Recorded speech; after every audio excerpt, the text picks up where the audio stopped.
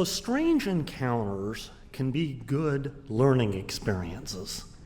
That's how I learned about what I call small town justice.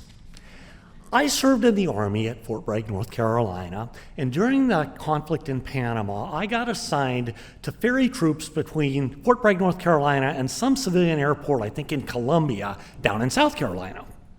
So one payday Friday, I get told we gotta go get troops, and Private Gottschalk and I head for South Carolina. And we are in south of the border, South Carolina. The border in question being the North Carolina-South Carolina border. South of the border is known for two things: a really tacky tourist attraction gas station that serves absolutely vile Mexican food, and a notorious Interstate 95 speed trap. We get lit up by the South Carolina State Patrol. We pull over, and this state patrolman struts up to our car, and he's like, "I got you on my radar gun. Y'all were doing 94 miles an hour." Now you have to understand what we were driving. Back in the Detroit Malaise area, every American vehicle was badly designed, even more poorly constructed, and they were underpowered pieces of poop. We were driving what the Army called a Cuckvee. That is a Malaise-era Chevy Blazer K7 that the Army's purchased. They bolted a bunch of heavy metal pieces to it, added a little armor plating, and then slapped camouflage paint on the whole mess. That truck wouldn't have done 94 miles an hour if you'd pushed it out of an airplane, which actually the unit I was in frequently did. We protest. This state patrolman isn't having it. He's like, "I am writing you a ticket. The penalty is $85. You need to pay me now, and I only take cash. And then if you want to get your money back, you can go to court on the date and time that I will write on the ticket. It's next month."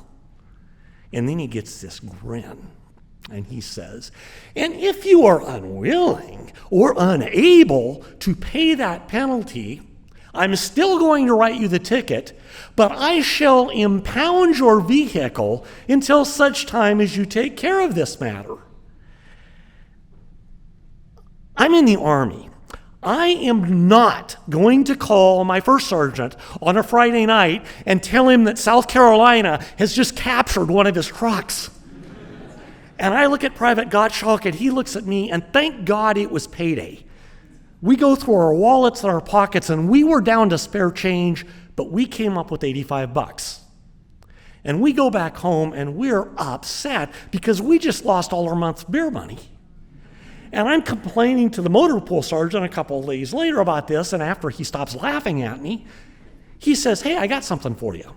And he has specifications for the camouflage paint that we use on our trucks, including an excellent section on their excellent radar resistance properties. Radar resistant? We've got evidence. So we go back to court, and we drive back down to Dillon County, South Carolina, and we can't find the courthouse. So we do what you do in the South when you're lost. You stop at a Stooky's Corner and ask for directions. And they give us directions which take us to a large private home.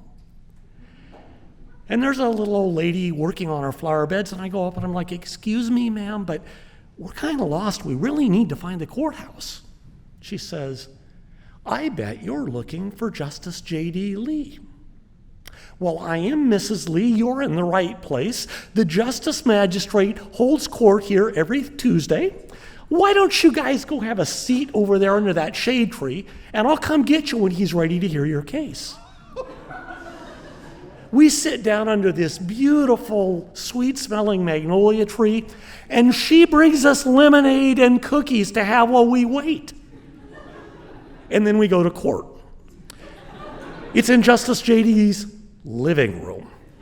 And you may be wondering what Justice J.D. looks like. He looks exactly like you would picture a southern small town justice of the peace to look. But that's good, Because I look at this man and I know he likes to hunt and fish, and I'm willing to bet he knows that a clapped out piece of crap Chevy Blazer can't go 94 miles an hour even if it doesn't have armor plate. So I tell my story and I give him my evidence, and he's nodding and he's reading this document, and that state patrolman looks a little pale.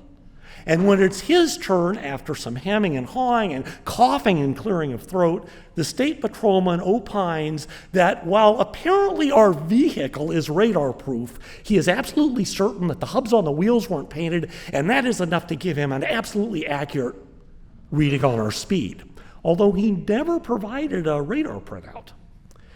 45 seconds later, Justice J.D. Lee renders his decision, and he says, I am not going to dismiss this ticket.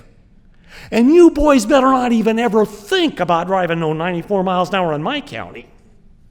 However, in the interest of justice, I'm going to reduce the penalty from $85 to $5. He reaches in at his desk, gives us $80 in cash. We leave happy because we got our bear money back. The state patrolman is happy because he got to save face and write bullshit tickets, and the judge is happy because we're out of his living room. That's hometown justice. It may sometimes kind of sort of work, but if it does, there may be snacks, and it's going to work weird.